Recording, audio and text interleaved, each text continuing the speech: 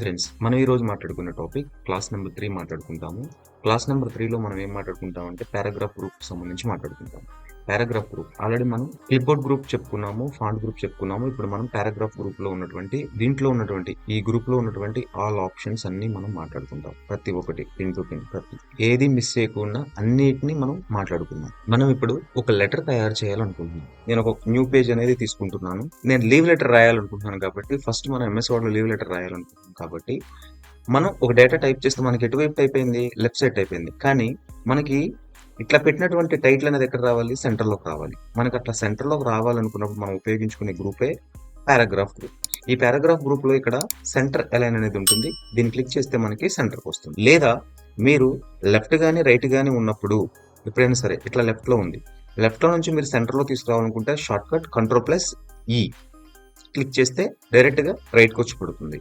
అదే విధంగా ఇట్లా రైట్ లో ఉన్నటువంటి డేటా ఎగ్జాంపుల్ ఇప్పుడు మనం ఏం చేద్దామంటే ఇక్కడ మనం టైప్ చేద్దాం సెంటర్ లో ఉన్న డేటా డేట్ అనుకుంటున్నాం. మన డేట్ అని చెప్పి ఇప్పుడు ఈ డేట్ అనేది మనకి ఎక్కడ కావాలనుకుంటున్నాం, మనం రైట్ సైడ్ కావాలి. సో దీన్ని రైట్ కి పంపించాలంటే కావాల్సిన డేటాని సెలెక్ట్ చేసుకొని ఇక్కడ రైట్ అలైన్ అని ఉంటుంది చూడండి, ఓకేనా. ఈ రైట్ అలైన్ క్లిక్ చేస్తే మనకి డైరెక్ట్ గా రైట్ కి వచ్చి పడుతుంది. సో ఇక్కడ మీరు ఏ డేట్ అయితే కావాలనుకుంటారో ఆ డేట్ మీరు ఎంటర్ చేసుకోవచ్చు. మనకి టుడే డేట్ కావాలనుకున్నట్లయితే టుడే డేట్ ఎంటర్ చేసుకోవచ్చు. చూడండి ఇక్కడ మీరు మామూలుగా అయినా టైప్ చేయండి, లేదా షార్ట్ కట్ లో ఎట్లా అంటే ఈ షార్ట్ కట్ చాలా మందికి తెలియదు. షిఫ్ట్ పట్టుకొని ఆల్ట్ పట్టుకొని డీ క్లిక్ చేయండి. ఆటోమేటిక్ గా మన సిస్టమ్ లో ఏదైతే కరెంట్ డేట్ ఉందో ఆ కరెంట్ డేట్ అనేది ఇక్కడ వచ్చేస్తుంది మనకి. ఓకే, ఇప్పుడు ఇక్కడికి అయిపోయిన తర్వాత నెక్స్ట్ మన కర్సర్ ఇప్పుడు రైట్ సైడ్ ఉంది కానీ మనకు లెఫ్ట్ సైడ్ కావాలి. సో అప్పుడు మనం ఏం ఉపయోగించుకుంటామంటే లెఫ్ట్ అలైన్ అని పెట్టి ఎవరికైతే రాయాలనుకుంటున్నామో ఎగ్జాంపుల్ కి వాళ్ళకి మనం అక్కడ మెన్షన్ చేసేస్తాం అనమాట. మీరు ఏదైతే రాయాలనుకుంటున్నారో అది రాసేస్తారు. సో ఈ విధంగా సెంటర్ తీసుకురావాలనుకుంటే సెంటర్ అలైన్, రైట్ కి తీసుకెళ్లాలనుకుంటే రైట్ అలైన్, లెఫ్ట్ కి తీసుకురావాలనుకుంటే లెఫ్ట్ అలైన్. సబ్జెక్ట్ పెట్టిన తర్వాత నేను కొంచెం డేటా అనేది మన ర్యాండమ్ తీసుకుంటాం కదా, నేను ఈ డేటా తీసుకున్నాను. సబ్జెక్ట్ కూడా రాసేసుకున్నాం. మనం సబ్జెక్ట్ కూడా రాసేసుకున్న తర్వాత ఈ సబ్జెక్ట్ లో చూడండి లైన్స్ అనేవి నాకు కరెక్ట్ గా కనిపించట్లేదు. చూడడానికి కొంచెం ఒకటి ఎక్కువ ఒకటి తక్కువ డిఫరెంట్ గా ఉన్నాయి. ఇటువైపు మాత్రం అంతా నీట్ గానే ఉంది, బట్ కానీ ఇటువైపు చూస్తే కనుక డిఫరెంట్ గా కనిపిస్తుంది. సో అప్పుడు నేనేం చేయాలనుకుంటున్నానంటే లైన్స్ అన్నిటిని నేను కరెక్ట్ గా నాకు అన్ని చూడడానికి కరెక్ట్ గా ఉండే విధంగా, అంటే మనం లెటర్ రాసేది చాలా నీట్ గా రాయాలి కాబట్టి నేను అలా ఉండాలనుకుంటున్నాను. కాబట్టి అప్పుడు నేను ఉపయోగించుకున్న ఆప్షన్ ఏమిటి అంటే జస్టిఫై. నేను క్లిక్ చేస్తాను చూడండి, ఇప్పుడు మీకు లైన్స్ అన్ని మీకు క్లియర్ గా చూడడానికి చూడబుద్దయ్యే విధంగా ఉన్నాయని అనిపిస్తుంది. చూసారా, ఈ విధంగా మీరు జస్టిఫై చేసుకోవాలి. Left side lines right side lines అన్ని కరెక్ట్ గా సెట్ అయ్యే విధంగా చేయడానికి మనకు ఉపయోగపడేదే జస్టిఫై. దీనికి షార్ట్ కట్ ఏమిటి అంటే Ctrl+J. ఈ డాక్యుమెంట్ ను కూడా మీకు డిస్క్రిప్షన్ లో పెడతాను. మీరు ఈ డాక్యుమెంట్ ని తీసుకొని కూడా మీరు నేర్చుకోవాలనుకుంటే నేర్చుకోవచ్చు. మీకు ఈ 4 ఆప్షన్స్ గురించి చెప్పేసాను. నేను టైం వేస్ట్ అవ్వకుండా నేను ముందే కొంచెం డేటా అనేది తయారు చేసి పెట్టుకున్నాను. ఈ 3 ఆప్షన్స్ గురించి మనం మాట్లాడుకుందాం. దానికి సంబంధించి ఇప్పుడు ఎగ్జాంపుల్ నేను ఇక్కడ కొంచెం డేటా అనేది నేను తీసుకోవడం జరిగింది. సో ఈ తీసుకున్న డేటాను ఉపయోగించుకొని మనం ఏం చేయొచ్చు అని అంటే చూడండి చెప్తాను. నేను బుల్లెట్స్ ఏ విధంగా ఉపయోగపడతాయి, నంబరింగ్స్ ఏ విధంగా ఉపయోగపడతాయి, మల్టీ లెవెల్ లిస్ట్ ఎలా చేయాలి అనేది ఇప్పుడు మనం చూద్దాం. ఫస్ట్ ఇప్పుడు మనకు కావాల్సిన డేటాని సెలెక్ట్ చేసుకోవాలి. ఇప్పుడు నేను ఏటికైతే బుల్లెట్స్ ఇవ్వాలనుకున్నా ఆ డేటాని సెలెక్ట్ చేసుకొని ఇక్కడ బుల్లెట్స్ అనే ఆప్షన్ దగ్గరికి వెళ్ళి మీకు నచ్చిన బుల్లెట్స్ అనే వాటిని అప్లై చేసుకోవచ్చు. మీకు బ్యాక్గ్రౌండ్ లో చేంజ్ అవుతుందని నేను అనుకుంటున్నాను, చూడండి ఒకసారి. ఓకేనా, ఈ విధంగా మీరు బుల్లెట్స్ అప్లై చేసుకోవాలనుకుంటే అప్లై అయిపోయాయి చూసారా, ఈ విధంగా చేసుకోవచ్చు.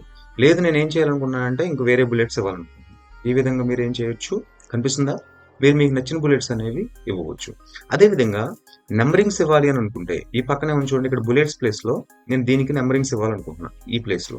సో అప్పుడు మీరు నెంబరింగ్స్ ఇవ్వాలనుకుంటే నెంబరింగ్స్ అనే ఆప్షన్ దగ్గరికి వెళ్ళి మీకు నచ్చిన స్టైల్లో నెంబరింగ్స్ ఇవ్వండి. కనిపిస్తున్నాయి అక్కడ ఏబిసిడీలు ఇవ్వచ్చు, రోమన్ నెంబర్స్ ఇవ్వచ్చు. ఈ విధంగా ఫస్ట్ నేను 1 2 3 ఈ విధంగా అనుకుంటే ఈ విధంగా, లేదా బ్రాకెట్ వస్తే బాగుంటుంది అనుకుంటే బ్రాకెట్ ఈ విధంగా ఇవ్వచ్చు. వద్దు అనుకున్నట్లయితే మనం అప్లై చేసాము కానీ ఇప్పుడు నాకు ఇట్లకి ఇచ్చినటువంటి దాన్ని నెంబరింగ్స్ వద్దు అనుకుంటున్నాం, లేదా బుల్లెట్స్ వద్దు అనుకుంటున్నాం. ఇప్పుడు మనం ఏం క్లిక్ చేస్తాము, నన్ను క్లిక్ చేస్తే ఇచ్చిన బుల్లెట్స్ అనేవి తీసేయడం జరుగుతుంది. నేను ఈ విధంగా బుల్లెట్స్ ఇవ్వడం మీరు చూసారు, నెంబరింగ్స్ ఇవ్వడం చూసారు. తర్వాత మీరు కొన్ని బుక్స్లలో చూస్తే స్టార్టింగ్ లో ఇండెక్స్ లో చూస్తే మనకేముంటుంది అని అంటే చాప్టర్ వైజ్ గా డేటా ఉన్నప్పుడు 1.1 1.2 అట్లా ఉంటుంది కదా, దాన్నే మల్టీ లెవెల్ లిస్ట్ కింద మనం ఇవ్వచ్చు. అది ఎలా ఇవ్వాలి అనేది ఇప్పుడు మీకు చూపిస్తాను చూడండి. కనిపిస్తున్నాయి ఇక్కడ మీకు ఆప్షన్స్, ఇగో ఈ విధంగా, లేదా ఈ విధంగా ఇలా ఇవ్వాలి అనుకుంటే ఎట్లా అంటే అది మీకే అవసరం వచ్చింది, మీరే డాక్యుమెంట్ తయారు చేస్తున్నారు. అలాంటి సమయంలో మీకు కావాల్సిన డేటాను ఫస్ట్ సెలెక్ట్ చేసుకొని మీకు కావాల్సిన స్టైల్ని మీరు ఎంచుకోండి. ఎగ్జాంపుల్ నేను ఈ స్టైల్ ఎంచుకుంటున్నాను మీకు అర్థం కావడం కోసం. సో నాకు అప్పుడు ఏమొచ్చింది, ఓన్లీ జస్ట్ నాకేమొచ్చింది, కంప్యూటర్ వచ్చింది, తర్వాత హార్డ్వేర్ వచ్చింది, సాఫ్ట్వేర్ వచ్చింది. కానీ నాకు కంప్యూటర్లోనే సబ్ చాప్టర్లు ఉన్నాయి. ఇప్పుడు నేను ఏం చేస్తానంటే ఎంటర్ క్లిక్ చేశాను.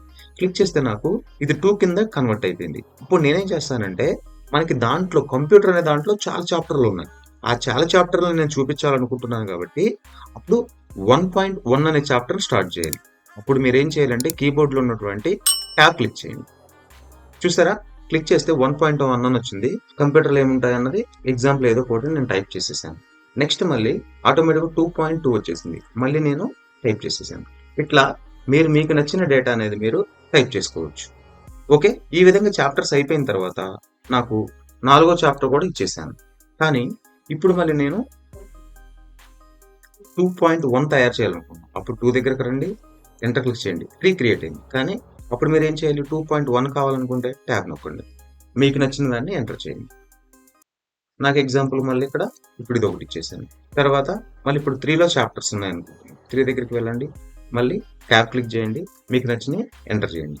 ఇట్లా ఎంటర్ చేసాం, బాగానే ఉంది. కానీ ఇక్కడ 4 అనేది లేదు.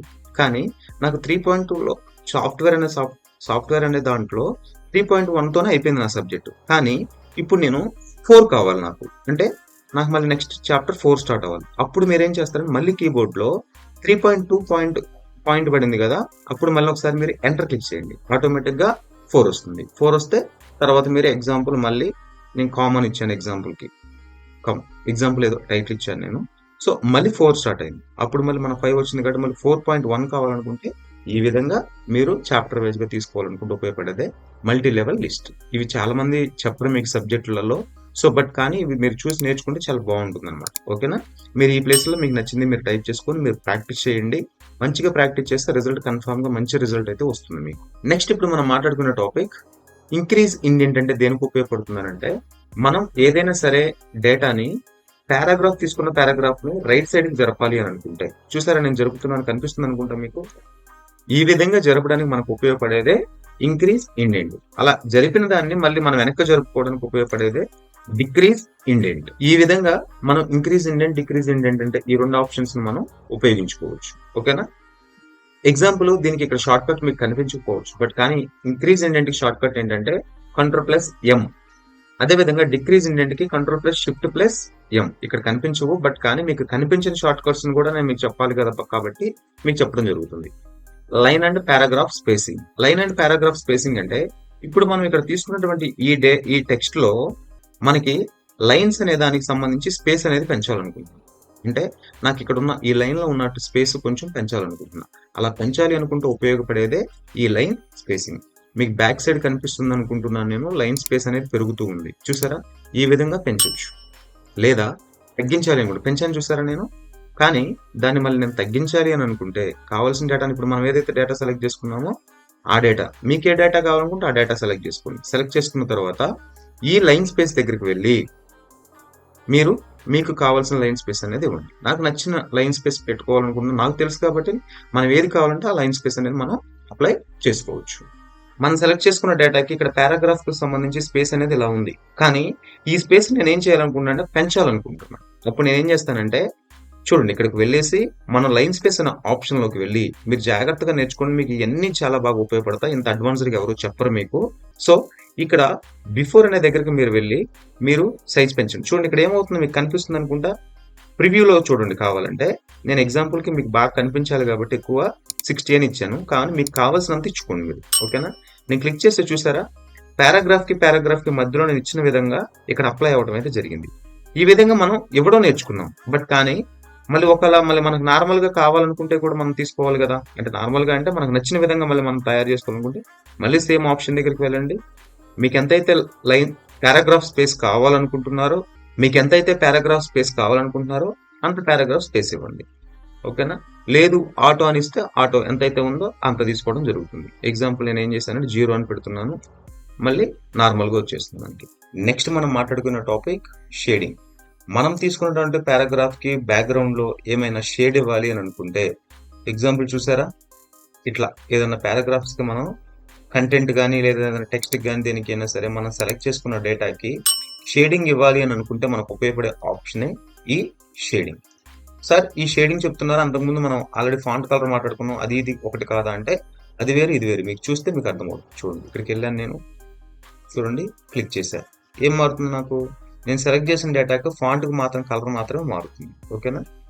బట్ కానీ నేను తీసుకున్న డేటాకి బ్యాక్గ్రౌండ్లో నాకు షేడ్ కావాలనుకుంటే ఉపయోగపడేదే ఈ షేడింగ్. నెక్స్ట్ ఇప్పుడు మనం మాట్లాడుకున్న టాపిక్ ఏంటంటే బోర్డర్స్. ఇప్పుడు మనం సెలెక్ట్ చేసుకున్న డేటాకి మనం కొన్ని బోర్డర్స్ తీసుకోవాలనుకుంటున్నాము. ఎగ్జాంపుల్ ఇక్కడ కొన్ని బోర్డర్స్ కొత్తగా తయారు చేద్దాం కావాలంటే, ఇంకో డేటా తీసుకున్నాను, నేను కంప్యూటర్ అని టైప్ చేశాను. నేను ఇప్పుడు నేను కంప్యూటర్ అని టైప్ చేసిన దానికి నాకు బోర్డర్ కావాలి. నాకు బోర్డర్ కావాలంటే అప్పుడు నేను ఏం చేస్తానంటే ఈ బోర్డర్స్ అనే ఆప్షన్ దగ్గరికి వెళ్ళి బాటమ్ బోర్డర్ క్లిక్ చేశాను. లేదా నాకు టాప్ బోర్డర్ కావాలి, టాప్ బోర్డర్ క్లిక్ చేశాను. లేదు నాకు బాక్స్ రూపంలో కావాలి, లెఫ్ట్ బోర్డర్ కావాలి, లెఫ్ట్ ఇచ్చాను. రైట్ బోర్డర్ కావాలి, రైట్ ఇచ్చాను. ఈ విధంగా మనం బోర్డర్స్ చేసుకోవాలనుకుంటూ ఉపయోగపడేదే ఈ బోర్డర్స్. అదే విధంగా ఇచ్చినటువంటి బోర్డర్ లేదా నేను ఒక్కసారి ఇవ్వాలనుకుంటున్నాను బోర్డర్ ఇవ్వాలనుకుంటే అప్పుడు టెక్స్ట్ తీసుకొని ఆ టెక్స్ట్ ని సెలెక్ట్ చేసుకొని లేదా మామూలుగా అట్లా కర్సర్ పెట్టేసి మీరు ఇక్కడ బోర్డర్స్ దగ్గరికి వెళ్ళి ఆల్ బోర్డర్స్ అని క్లిక్ చేయండి. ఈ విధంగా కూడా మనం డైరెక్ట్ గా ఒక్కసారి సింపుల్ గా మనం బోర్డర్స్ అనేవి అప్లై చేసుకోవచ్చు.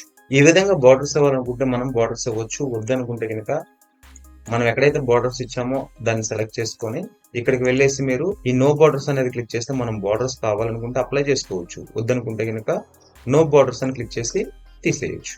ప్రస్తుతానికి మీకు దీంట్లో కనిపిస్తున్న ఆప్షన్స్ అన్నిటిని చెప్పడం జరిగింది, ఈ ఒక ఆప్షన్ తప్ప. ఈ ఒక ఆప్షన్ దేనికి ఉపయోగపడుతుందంటే మనం డేటాని కొన్నిసార్లు మన డాక్యుమెంట్ లో ఉన్న డేటా ఏదైతే ఉందో దాన్ని మనం దాచుకోవాలనుకుంటే, వేరే వాళ్ళకి కనిపించకుండా దాచుకోవాలంటే దాచుకోవచ్చు.